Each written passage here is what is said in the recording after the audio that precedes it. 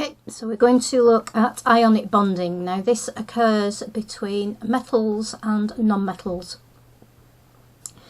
So here I'm going to use sodium and chlorine as examples. Sodium, a group 1 alkali metal with 1 electron in its outer shell, and chlorine, a group 7 halogen with 7 electrons in its outer shell. Now these elements are reactive because they do not have full outer electron shells. They are striving to become stable and have full outer shells. So in order to do that, electrons have to be donated and received. So if we look at sodium, it's got 1 electron in its outer shell.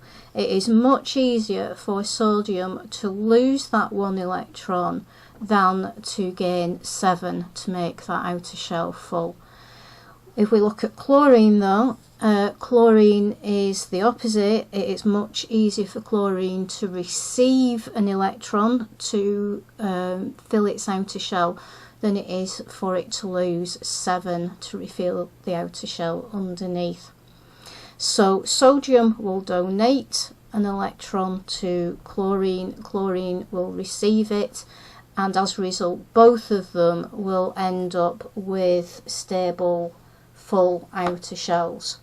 So when these two react, the electron from sodium is donated to the chlorine. Chlorine's outer shell becomes complete. Sodium's outer shell disappears to reveal the full outer shell underneath.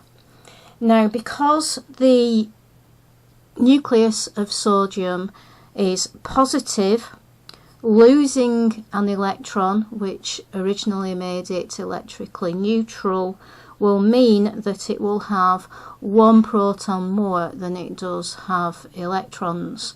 So it will gain a positive charge. So we can show that as the nucleus, its inner full shell, it will then have an outer full shell of 8. We put a bracket round it like that and show it being positive.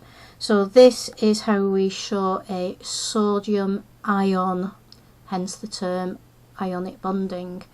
If we have a look at chlorine, it is going to have its nucleus, its full inner shell,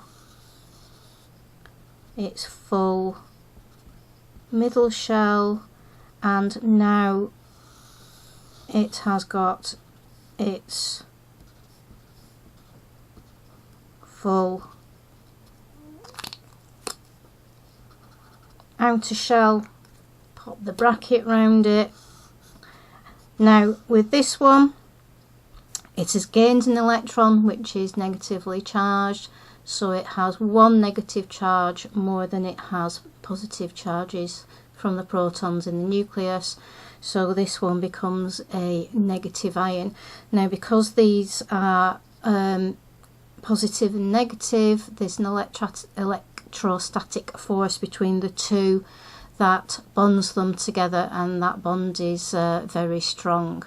So here we have ionic bonding between sodium and chlorine.